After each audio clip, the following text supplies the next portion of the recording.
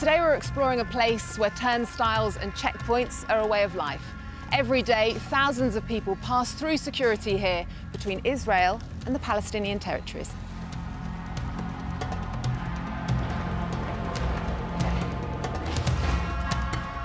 The crossroads of three great religions. The Holy Land has been coveted and fought over for centuries. The current crisis began 70 years ago after the Holocaust and the end of World War II, when the United Nations helped found the modern state of Israel, on land populated at the time mainly by Palestinian Arabs. The resolution of the DAC Committee for Palestine was adopted by 33 votes, 13 against, 10 abstentions. The plan to divide the land failed and sparked a series of wars between the new Jewish state and the surrounding Arab nations. In 1967, Israel took control of the Gaza Strip and the West Bank. Despite the self-proclamation of a Palestinian state in 1988, the West Bank remains mainly under Israeli control, with Jewish settlers continuing to move in.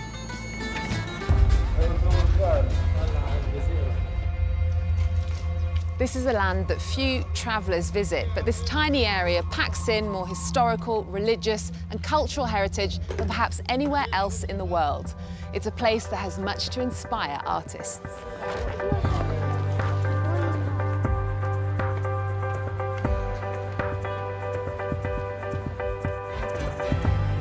Our trip begins in Ramallah, the de facto capital of the Palestinian Territories. While most Palestinians consider Jerusalem their rightful capital, so do the Israelis.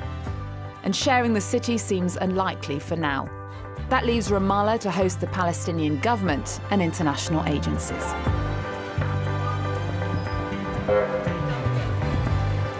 Ramallah seems like quite a traditional place. There's a lot of visitors from outside of Ramallah that come from surrounding villages. And so the population during the day is maybe 5 or 10 times the amount that actually live in Ramallah. A native of Ramallah, Christina Ghanim worked as an assistant producer on the Palestinian documentary Speed Sisters. And she's co-founder of Ken's Woman, the first Palestinian lingerie company. We're standing in the center of town, which is known as El Manara. There's 5 lions here, and they represent the 5 original families that founded Ramallah in the 1500s. The monument first came about in the 1950s when we were under Jordanian control, and it was destroyed in the 80s when the Israelis came in and occupied. And it was rebuilt in the 90s. 1950? Yes. Wow. This restaurant, the first restaurant in Ramallah. It's falafel abdo, okay? Don't forget. So now we're about to enter the market. So what makes these dates particularly special? They're freshly picked from Jericho. So Palestine is known for having the best olives and the best dates. Ramallah is one of those places that, has a very traditional feel at certain times, and it has modern elements as well. And I think that's what makes Ramallah very special, because you can come here and have this experience, and then you can go to the outskirts. There's a museum, there's several galleries, there's designers, there's a lot for Palestine, actually.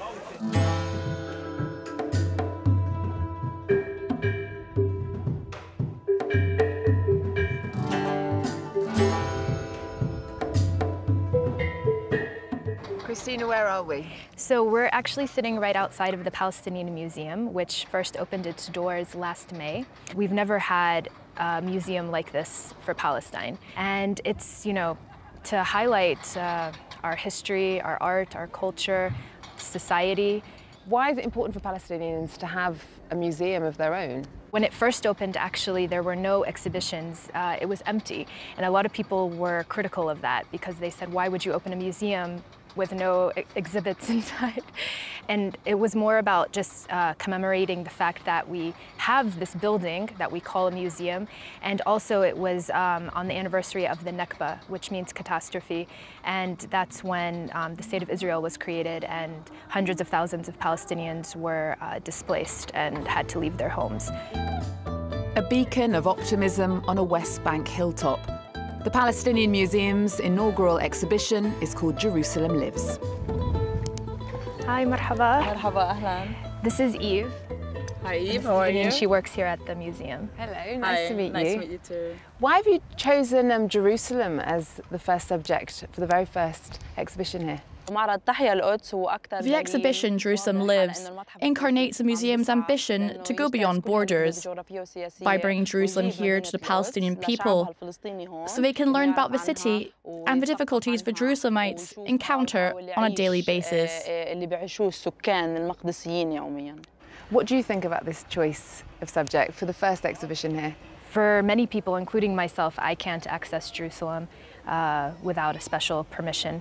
And for some people, they never get that permission to go. So I think it is important that they chose Jerusalem as the subject for the first exhibition. It's also a way to connect Palestinians, not just here, but also abroad in the diaspora, to learn about what's going on and kind of be exposed to it like that.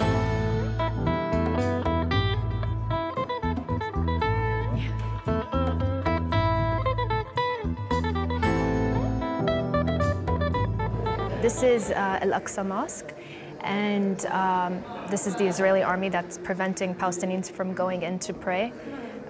This happens quite often in Jerusalem, and as a sign of protest, Palestinians end up praying outside in the old city to show that the army won't stop them from praying and carrying out their religious freedoms. I'm a Jerusalemite. This is my life. Daily life. I know the photographer. I've been there when this happened, and now I'm bringing my children to see it. I just hope a lot of people come because, you know, being in the West Bank, maybe, you know, there won't be that many visitors from abroad, but I would like to think that there are going to be. So it's very informative.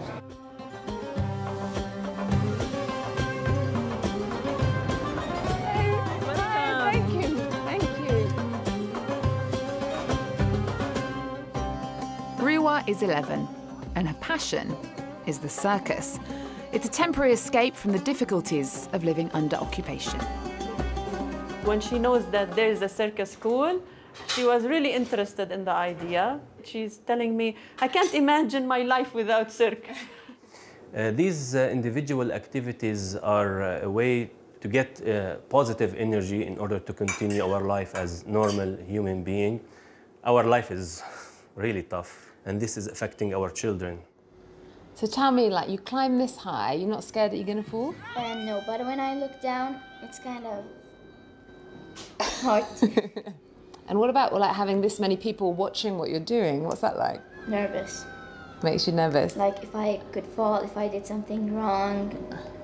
But you've never fallen, have you? No.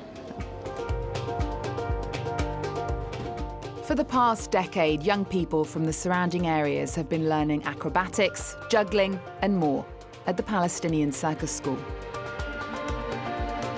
The aim is to give them empowerment and self-respect, bringing positive energy into communities and creating a new generation of Palestinian artists. My dream is to become a gym teacher and push people to succeed. It makes us love our homeland even more.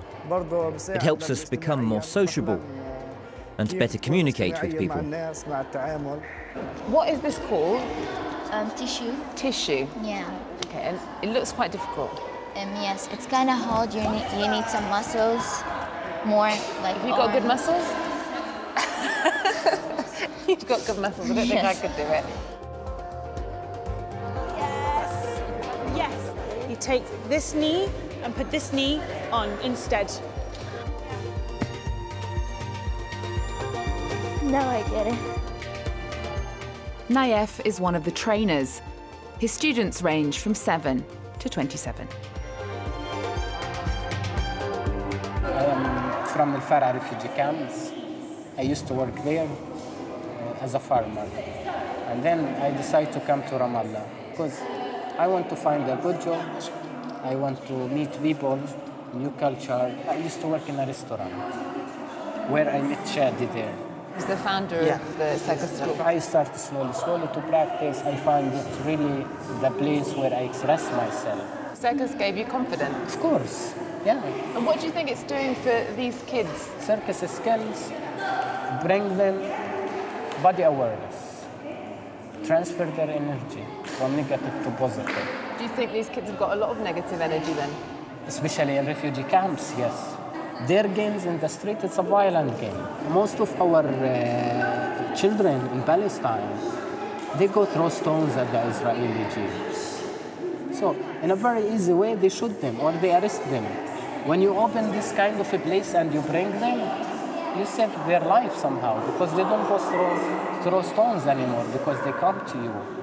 And you tell them, you can fight by your body language, you can fight by your technique, create a show and share it with people.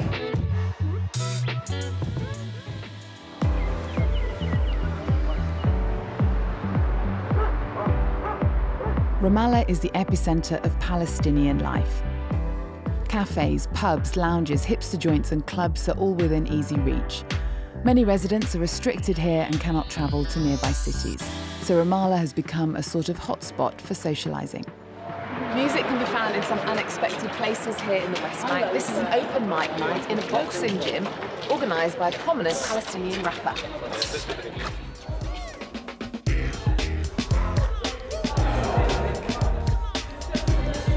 Tamir Nafar is from the group Dam, the first to bring hip-hop to the Palestinians.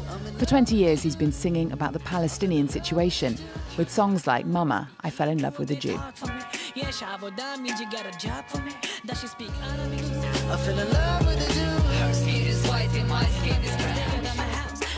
She felt sweaty, so she got ready and she changed her blouse.